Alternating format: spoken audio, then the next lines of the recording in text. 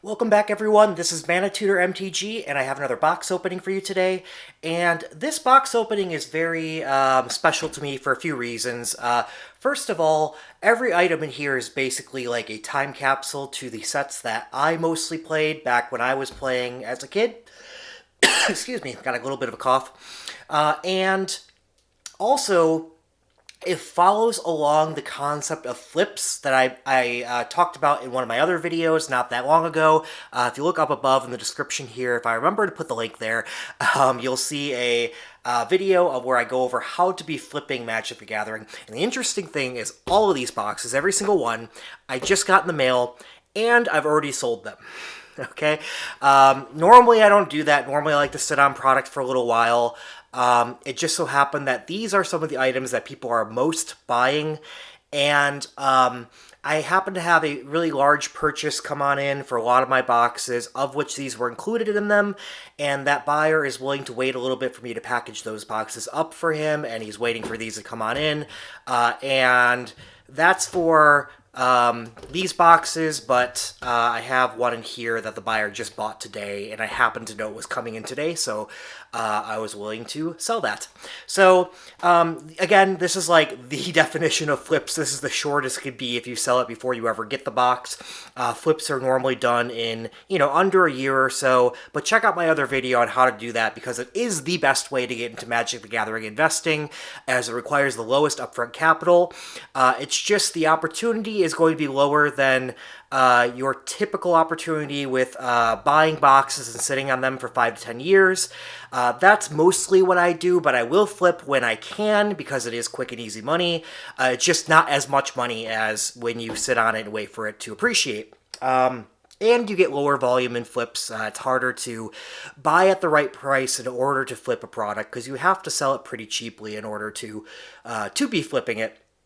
It's not about finding the right customer at the time, which is what your 5 to 10 year box sells are.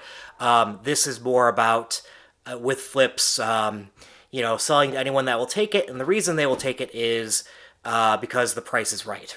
They're not necessarily looking for that product, but they're willing to go ahead and buy it to sit on it for some time. And like I said before, I think in my last video, there's opportunity cost to holding on to boxes. All this, if I kept it, it's money that I would not be able to put into the stock market. So you got to take all of that into account. And yeah, we'll get into cracking these boxes, and I'll talk a little bit about them. I'm not going to talk about the giant sale that I'm doing, because I'm going to make a separate video on that, and I don't want to spoil it. Yeah, so I'm just going to talk a little bit about these boxes. Up first, we have a tournament pack in here. Oop, hopefully I didn't show an address. Alright, simple packaging. But we have a 5th edition starter deck. Tournament pack, use them interchangeably. Technically, the starter decks were 60 cards, and the tournament packs were 75 cards. They switched between 5th edition to 6th edition, I want to say. I'm pretty positive of that, because yeah, these had the rule books inside. Let's see. Okay, this one you cannot hear individual cards. That means it's sealed inside, which means it's a Cartamundi, printed in Belgium. Wrong side. Let's see. All right, should say somewhere in there. It's really hard to read on my screen. Printed. Yep, made in Belgium. So, again, 5th edition, I've had multiple customers reach out to me when they buy these. They say, oh, the insides, you can hear there was no inner seal, or they open it up and there was no inner seal. And they're like, oh, it's a repack. They're not a repack. These boxes, some of them came with an inner seal, the Belgium ones, some of them did not, which were the Made in USA ones, did not come with inner seal. I can tell this one has the inner seal. It's made in Belgium. You can tell by shaking it. I have another video on that, so maybe if I remember, I'll put the video up above in up in this corner. But yeah, so in between 6th edition and 5th edition, they moved on to tournament packs, including 75 cards, of which those cards were, more lands and stuff. Getting into the good stuff. Not that the starter deck isn't good. But we got pricier booster boxes, which personally I have a bit more nostalgia for, although I don't think most people do. I think most people have more nostalgia for 5th edition than this. Oh, we got a address. Let me just see if this says anything so I can read it out to you. Not really, but okay, this, I don't want to advertise for somebody, but it's funny. If you're upset for any reason, relax. We stand behind every product we sell 100%. If you want to feel confident with the item you purchase, your satisfaction is #1 priority. Yeah, without giving away who this is, it was just kind of funny reading it. I can maybe do this. You can see. Anyway, and there's another little letter in here, which is just a insert. Okay, getting to the good stuff, the boxes. Let's get underneath all the peanuts. And, oh, we have a really good package thing, a box within a box.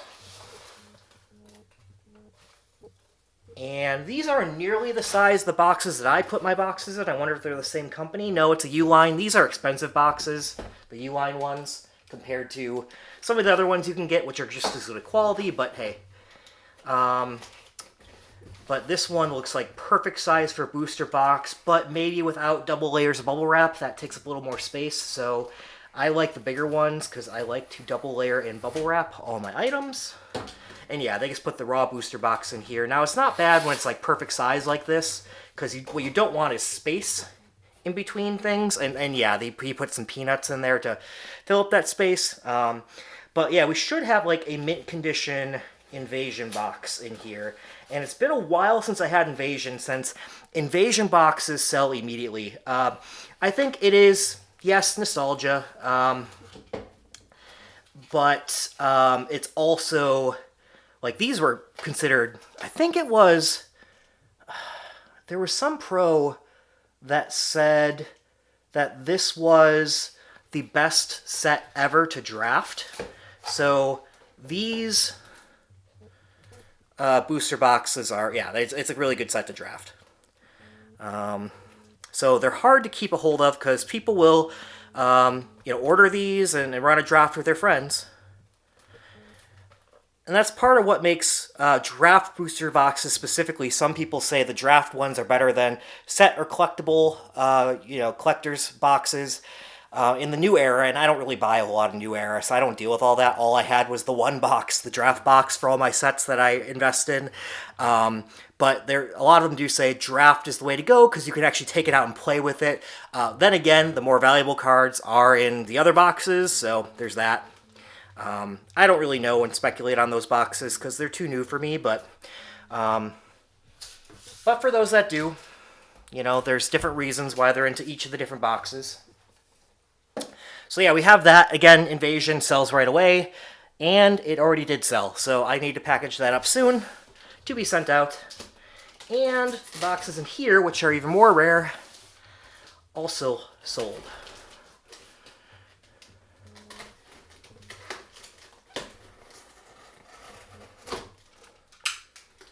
And in here,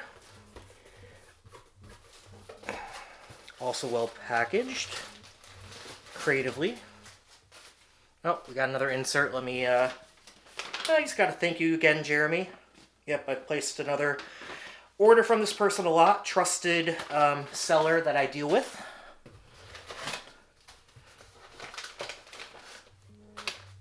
I don't know which one is which, obviously, so they're both pretty rare boxes, but one's definitely more rare than the other. Okay, this is the less rare one, but it is my favorite booster box. Odyssey. Favorite set. Oop, that one is a little bit dinged up there, but not from shipping or anything. And I know the person I sold to doesn't mind minor dings like that, but I may reach on out to let them know just to be sure. But other than that, other than this little thing here, this is a good condition Odyssey box. And yeah, Odyssey, same thing as Invasion. Set-wise, other than the core set-related product that's cheaper, like booster box-wise, these two, I think, I want to say first, second, in that order, are the ones that I've been able to flip the most. I've been able to hold on to the least amount of time. Boom, boom. Like, out of all booster boxes. So, if you ever, get a hold of those are good ones to flip, is my point. And then we got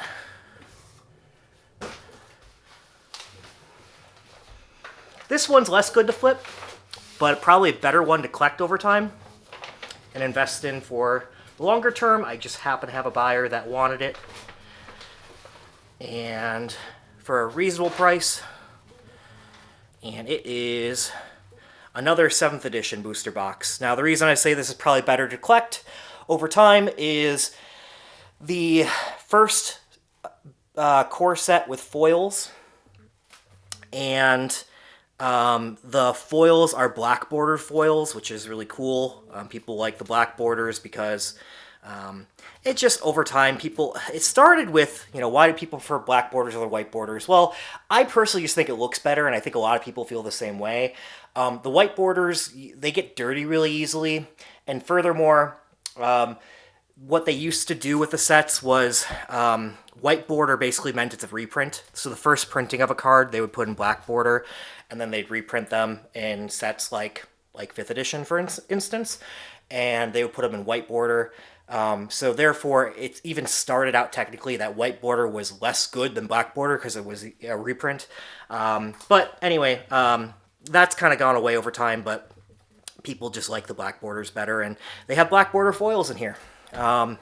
So those are all, good flipping staples, good collectible staple, and I'm flipping them all. So, reach out if you have any questions on these. I think this will be helpful to know what product to be looking at for different reasons, especially these for you out there looking to get into buying and selling Magic. And same with even 5th edition. The 5th edition starter decks, those are good as well to flip. 4th edition. The only one that's really not good to flip, I think, are 6th edition and higher. They're harder to flip, but I think both of those are better longer-term investments. I think they'll appreciate the most over time. I think you've heard before I say 6th edition I actually think is the best because it's really cheap. And I just see it going the direction of people are going to... A lot of people started with 4th and 5th edition, so they buy those out like crazy. And a lot of people did start with 6th edition. And in the next few years, those people are, growing older, going to have that nostalgia. And right now, the price is low for 6th. So I do recommend buying up 6th more for the long-term hold. Same with 7th, but that's a different reason. 6th edition had the foils and is a lot cheaper. 7th edition is expensive. This box is, you can get it between $3,000 and $4,000.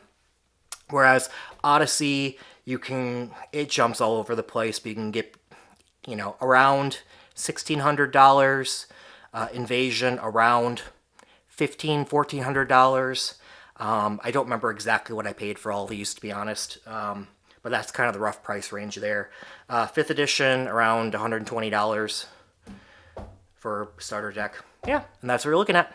Thanks, everyone. That's all for today. Look forward to some cool videos coming on up. I got some big ones. You won't want to miss them. Thanks again. Bye-bye.